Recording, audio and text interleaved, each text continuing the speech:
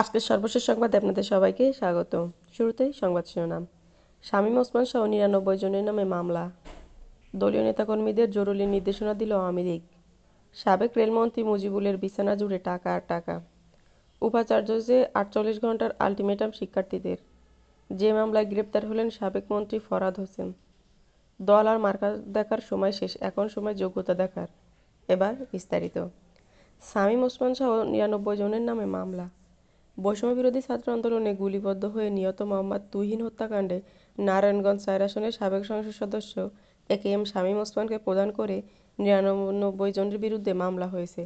মামলায় আরও ২০০ থেকে ৩০০ জনকে অজ্ঞাত আসামি করা হয়েছে। শুক্রবার নিহতের স্ত্রী আলেয়া আক্তার মিম বাদী হয়ে সিদ্ধিরগঞ্জ থানায় মামলাটি করে। শনিবার মামলার বিষয়টি নিশ্চিত করে সিদ্ধিরগঞ্জ থানার ভারপ্রাপ্ত কর্মকর্তা ওসি আল মামুন। মামলায় অন্য আসামিদের মধ্যে রয়েছে নারায়ণগঞ্জ ২ আসনের সাবেক সংসদ সদস্য নজরুল ইসলাম বাবু, নারায়ণগঞ্জ ৩ আসনের সাবেক সংসদ সদস্য কায়সার হাসনাত, নারায়ণগঞ্জ ১ আসনের সাবেক সংসদ সদস্য গোলাম দস্তগীর গাজী, নারায়ণগঞ্জ সিটির সাবেক মেয়র সেলিনা হায়াৎ আইভী, নারায়ণগঞ্জ মহানগর আওয়ামী লীগ সভাপতি আনোয়ার হোসেন, শামীম ওসমানের ছেলে অয়ন ওসমান, ভাতিজা আজমিরী ওসমান, সিদ্দিরগঞ্জ থানা আওয়ামী লীগের সভাপতি মুজিবুর রহমান, সাধারণ সম্পাদক হাজী ইয়াসিন মিয়াসহ আওয়ামী লীগ ও সহযোগী সংগঠনের নেতাকর্মীরা। মামলার এজাহার সূত্রে জানা যায়, ২০ জুলাই বৈষম্যবিরোধী আন্দোলন চলাকালে রিকশাচালক তুহিন ঢাকা টু মেট্রো চট্টগ্রাম মহাসড়কে গেলে শামীম ওসমানের নির্দেশে আওয়ামী লীগ ও সহযোগী সংগঠনের নেতাকর্মীরা গুলিবর্ষণ করে। তখন শামীম ওসমানের হাতে থাকা অস্ত্র দিয়ে তুহিনকে গুলি করলে তার মাথায় বিদ্ধ হয়। এরপর তাকে হাসপাতালে নেওয়া হলে চিকিৎসক তাকে মৃত ঘোষণা করেন। দলীয় নেতাকর্মীদের জরুরি নির্দেশনা দিল আওয়ামী লীগ। আওয়ামী লীগের ভেরিফাইড ফেসবুক পেজ থেকে দলের নেতাকর্মীদের প্রতি জরুরি নির্দেশনা দেওয়া হয়েছে। শনিবার দিবাগত মধ্যরাতে এক পোস্টে এই নির্দেশনা দেওয়া হয়। এতে তৃণমূল নেতাকর্মীদের পাশে দাঁড়ানোর পাশাপাশি কোনো প্রকার উস্কানির ফাঁদে পা না দেওয়ার আহ্বান জানানো হয়েছে। এছাড়া আওয়ামী লীগের নেতাকর্মীদের ওপর হামলা, অগ্নিসংযোগ ও ভাঙচুরের যেসব ঘটনা ঘটেছে তা সামাজিক যোগাযোগ মাধ্যমে প্রচার করতে বলা হয়েছে। ফেসবুক পোস্টে উল্লেখ করা নির্দেশনাগুলো হলো: প্রথম কাজ, তৃণমূলের পাশে দাঁড়ানো। তথ্যের জন্য আওয়ামী লীগের অফিসিয়াল ইমেইল যোগাযোগ করুন। সামাজিক যোগাযোগ মাধ্যমে কোনো প্রকার উস্কানি বা প্রচারণার ফাঁদে পা দেবেন না। সারা দেশে জুলাই মাসের শেষ দিকে আগস্টের শুরু থেকে আওয়ামী লীগ ও সহযোগী সংগঠনের নেতাকর্মীদের ওপর যত হামলা হয়েছে, ভাঙচুর, লুটপাট ও হত্যাকাণ্ড হয়েছে সেগুলোর ছবি এবং ভিডিও টুইটার, ফেসবুক, ইউটিউবে প্রচার করুন। দেশবাসীকে জানাতে হবে কী নির্যাতন হয়েছে গত ১.৫ মাসে আওয়ামী লীগের ওপর। আমাদের জনগণের আস্থা অর্জন করতে হবে। কোনো ধরনের উস্কানিমূলক পোস্ট বা ভুয়া বার্তায় বিভ্রান্ত হবেন না। প্রতি মহানগর, জেলা, উপজেলা, ইউনিয়ন ওয়ার্ডে আওয়ামী লীগ ও সহযোগী সংগঠনের কার্যালয়, নেতাকর্মীদের বাড়িঘরে হামলা, ভাঙচুর ও লুটপাটে যে ক্ষতি হয়েছে তা দেশের মানুষকে জানান এবং বর্তমানে যারা দেশ চালাচ্ছে তাদের কাছে আমরা দাবি জানাব, সকল হামলা, নির্যাতন, ভাঙচুর, লুটপাটের বিচার করতে হবে। ক্ষতিগ্রস্তদের ক্ষতিপূরণ দিতে হবে, উল্লেখ করা হয় ফেসবুকের ওই পোস্টে। সাবেক রেলমন্ত্রী মুজিবুলের বিছানা জুড়ে টাকা আর টাকা। কুমিল্লা ১১-১৪ আসনের সাবেক সংসদ সদস্য সাবেক রেলপথ মন্ত্রী মুজিবুল হকের বিছানায় ছড়িয়ে থাকা টাকার বান্ডিলের একটি ছবি ভাইরাল হয়েছে সামাজিক যোগাযোগ মাধ্যমে।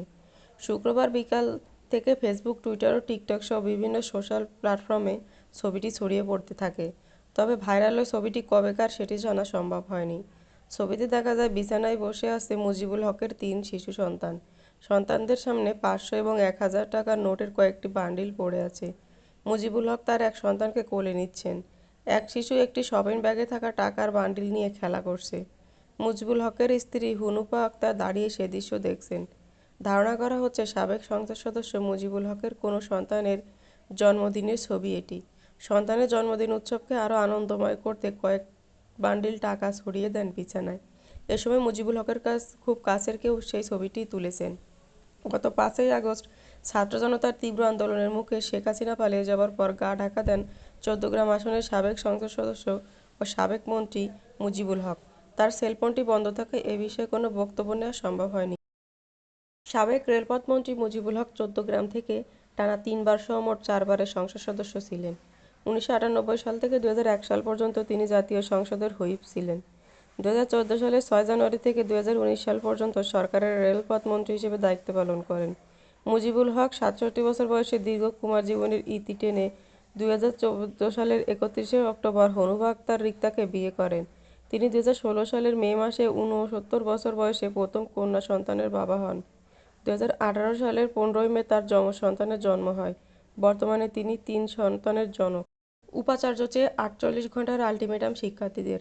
রংপুরের বেগম রোকেয়া বিশ্ববিদ্যালয়ে 48 ঘণ্টার মধ্যে উপাচার্য নিয়োগ না দিলে রংপুরসহ উত্তরাঞ্চল অচল করে দেওয়ার আলটিমেটাম দিয়েছেন শিক্ষক-শিক্ষার্থীরা। শনিবার বেলা 11:30টায় বিশ্ববিদ্যালয়ের প্রধান ফটকের সামনে মানববন্ধন করেন শিক্ষক-শিক্ষার্থীরা।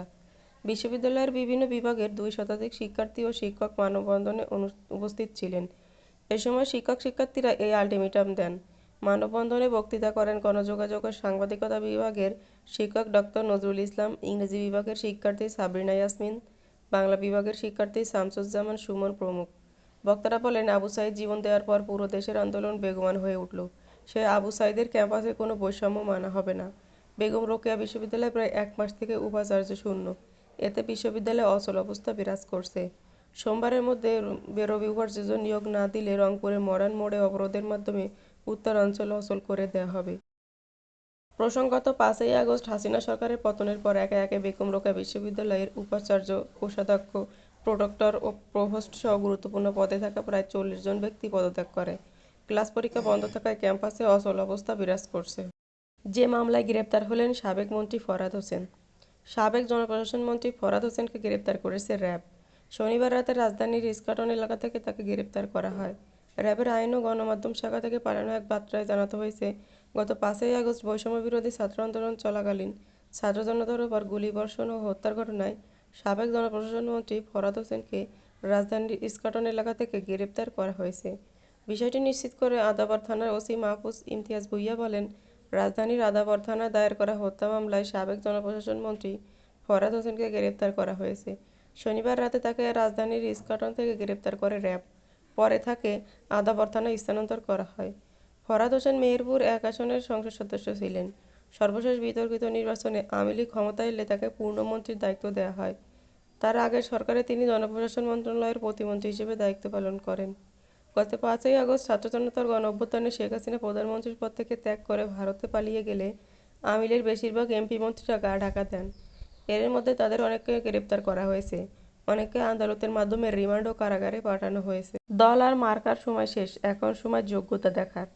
সন্তানদের রাজনৈতিকভাবে সচেতন করে তুলতে অভিভাবকদের প্রতি আহ্বান জানিয়েছেন বৈষম্যবিরোধী ছাত্র আন্দোলনের অন্যতম সমন্বয়ক সারজিদ আলম।